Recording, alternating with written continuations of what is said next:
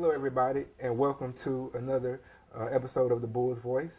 I'm your host, Noel Dale, and today we have an upcoming author from the local area. His name is Jermaine Jones. How you doing, I'm Jermaine? actually doing well, doing well. Good, good. Want to have you on the show because you have a very, very interesting, powerful book about blacks in America. It's called From Poverty to Prosperity.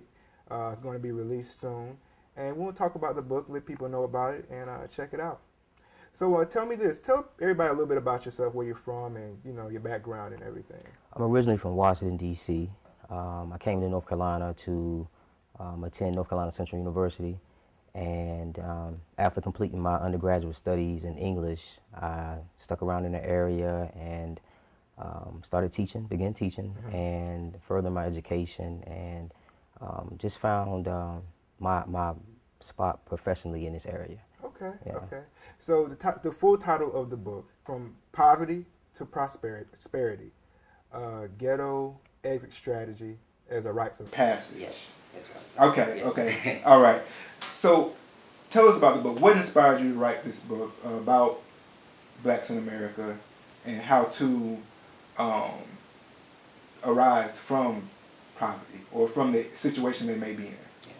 Actually, there were a few things that inspired me to write this book, but more so just things that were happening in my personal world, um, from my family members to the students I taught, to close friends, and I just saw how poverty, the residues of poverty, were affecting people in my personal world.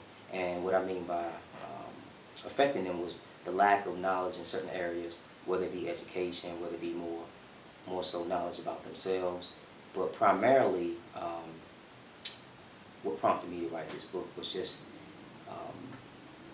the fact that African Americans, in terms of surviving America, surviving America, that's just something we're having a hard time doing. Okay. So within this book, I just gave some tools, things I thought would help us to at least develop a level playing field. Okay, okay. Now you had Dr. Cornel West had also commented on some of the work you've done. And what are some of the things he said about you? And how did he hear about you? You all crossed paths. And actually, that was pretty interesting. Actually, he's awesome in terms of his works and the way he views African Americans in terms of surviving America. Two, it's extremely hard to get in contact with Dr. West because he's just so busy.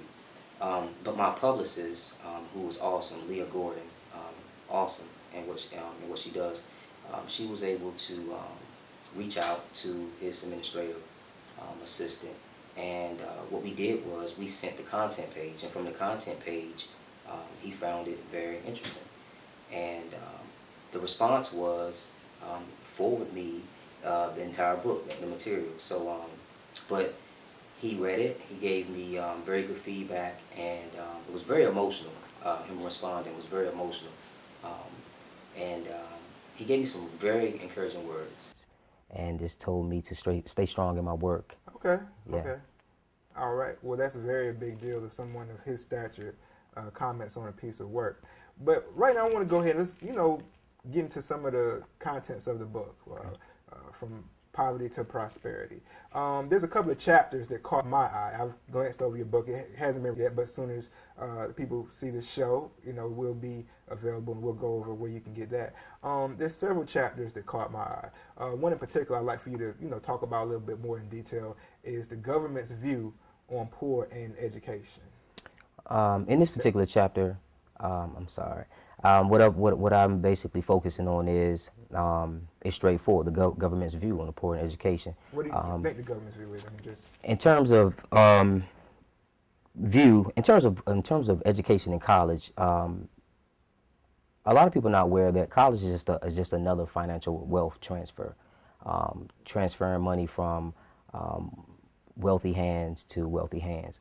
And what I'm saying is, in terms of the dropout rate, for example, it can be pretty much fixed, opposed to being band-aided, in terms of using funds to go directly into some of these most impoverished neighborhoods and for books and better books rather, better school facilities and things of that nature. So in terms of spending money, I don't really think the government is doing a really good job in terms of boosting schools and the quality of education in certain Do you think the districts. government really cares about education for those who maybe are less fortunate or who are not in a certain uh, class or social status? Do you think the government cares about things like that? Or how important do you think that is? Personally, I believe they care in town hall meetings and during election terms, Okay. um, um, because schools are year round. School sessions are year round, so you have 365 days to prove that you care in terms of education in certain environments. Okay. Okay. So obviously, this is a problem Yes. in our society. Uh, there's not enough funding for certain areas. Uh, we hear time and time again that the education system in America should be better. What needs to be done, or what can be done to change the government's view, or to make sure our youth, especially in America, our black youth as well, have a fair shot at a decent, good education? Interesting, very interesting question. Well, one thing I believe that can be done, especially in terms of the dropout rate, is basically sending representatives from colleges into these high schools um, at early ages, seventh, eighth grade, because right now you probably more than likely you can go to any predominantly black or inner city school and tell an African American male that he's smart enough to get into college and he wouldn't believe you. Mm-hmm. So we need to, well, what needs to be done is promote education more. And also, too, administrations across the nation within these schools, I think they need more hands-on training with these situations, opposed to just reading about statistics and doing everything within their job description. I think it takes more than to save African Americans in terms of not being educated than just what's in your job description. It Do takes a we lot need to more. be more involved in our government, you feel? I do. Okay. I do. I believe we need to be more involved in government, and as you know as well as I know, there's power in numbers. Mm-hmm. So yeah, definitely. A couple of other chapters you wrote that caught my eye, and I think a lot of people would be interested in reading from your perspective and just in terms of blacks in America and moving forward. Do talk about gangster rap music and the negative effects it has. On the Booth Voice, we have had a couple of hip hop artists, and I'm a fan of hip hop. Tell us about this chapter, gangster rap and its negative effects. Okay. Well, first, for the record, let me just clarify. I am a huge fan of hip hop. I love hip hop.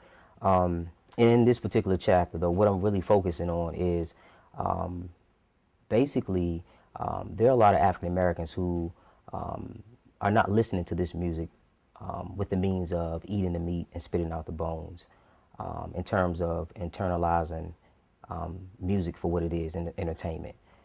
And I know for a fact that a lot of African Americans who are basically living in impoverished lifestyles take the meanings of some of these messages within the music and try to just live these things out. And that's basically what I'm saying is just that, hey, you know, this is entertainment, and definitely if it's just like any tool, if it's not used appropriately, it could be detrimental. Is there any artist that you personally feel, which we're just being honest, is there any artists out there that you personally feel that maybe their music can give this negative effect if maybe the proper parenting is not available, and if so, how much social responsibility do you think they have, or do they have any social responsibility to the youth? Definitely. First and foremost, in terms of social responsibility, if you have a voice, if you're able to get your voice out to the masses via books, music, entertainment, you have some type of social responsibility at the end of the day. So that's my thing. And I'm not saying everyone is supposed to go out here and take on the same attitude in terms of music, because it is an art at the end of the day. But at the end of the day, I also understand too that again you have a voice, and I would rather, if you're gonna boast and brag about multiple women, at least on the flip side, come back and say, hey, it's okay, great father. You know what I mean? That type thing. You want a balance, basically. Yeah, just keep it balanced. So, talk about having multiple women, jewelry, money. I mean, what's some of the issues? I mean, what are some of those issues in hip hop, subject matter wise, that you think you may have an issue with being over flooded, I guess, in the media? The primary thing in terms of media is painting this picture that there's only one or two ways to make money, and that money is going to come easily. We all know that you just can't go out here and make millions and millions of dollars overnight. But there's some people who buy into that, believe it or not. Just as well as I know, some people buy into that. But money, multiple women, jewelry, cars, all of these things that paint this picture that's what life is about at the end of the day. So let me ask you, do you have a problem with gangster rap music, or is more so some gangster rap artists then? I think it's more so the message, not more so the artist, because I'm pretty much, in terms of discerning, I pretty much can see through a lot of things, the messages and everything. But it's not necessarily personally with the artist. It's more so the message in terms of how it's conveyed. How it's conveyed. Okay. Exactly. Well, let's keep it real. Okay. You like some gangster rap artists? Can we say that? Sure. Who do you like, or who do you feel is somebody who maybe has a balance, or could be old school, could be currently? Who is somebody you would say has been a gangster rapper, but maybe their music does have a balance of the way the message is conveyed, good and bad? Okay. So let's start. Let's go back